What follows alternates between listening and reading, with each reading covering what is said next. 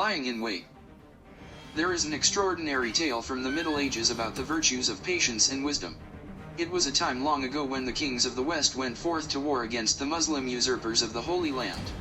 Pope Urban II had called for a crusade against Muslims who were attacking Christian kingdoms from Spain to North Africa to the Holy Land.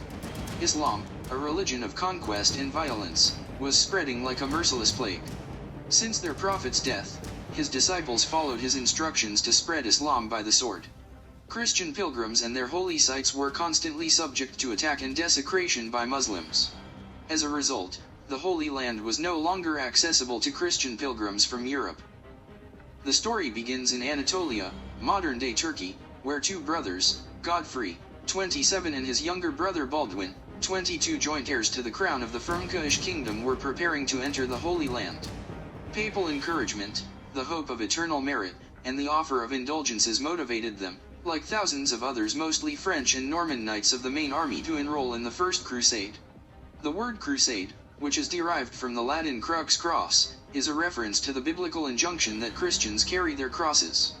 Crusaders wore a red cloth cross sewn on their tunics to indicate that they had assumed the cross and were soldiers of Christ.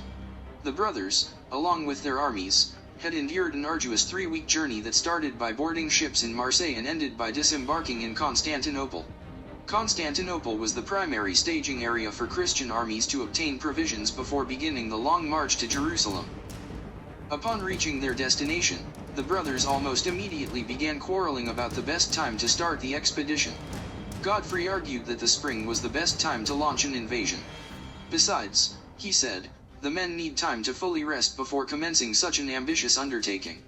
He reasoned that by the springtime, the narrow roads along the hilly Asia Minor roadways would be free of snow, provide better footing for battle formations, and allow their armies ample time to forage for food when rations ran low.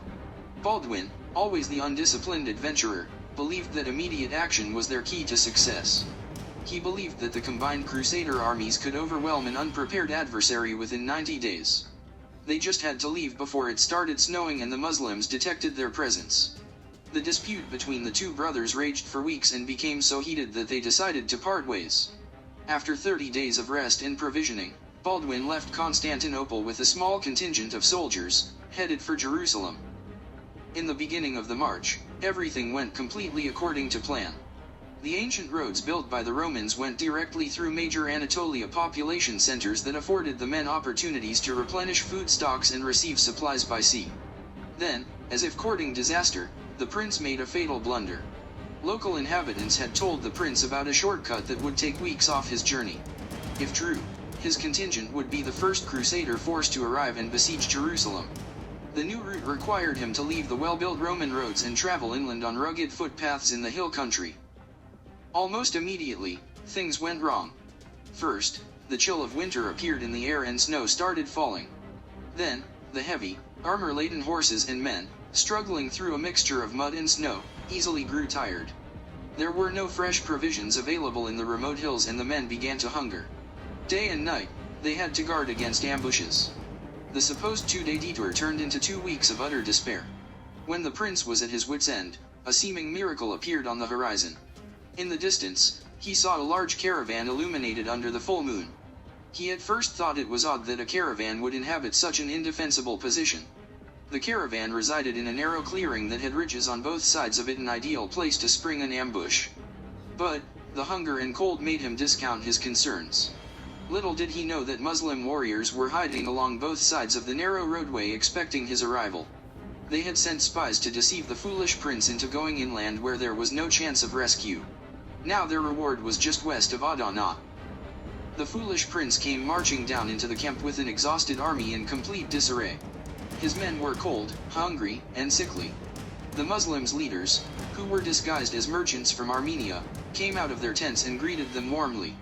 Gifts were exchanged that night, and a friendship was inaugurated between the leaders. A great feast was given in honor of the young prince. They heaped praise and compliments upon the prince, hoping he would divulge the Crusaders' strategy for conquering the Holy Land.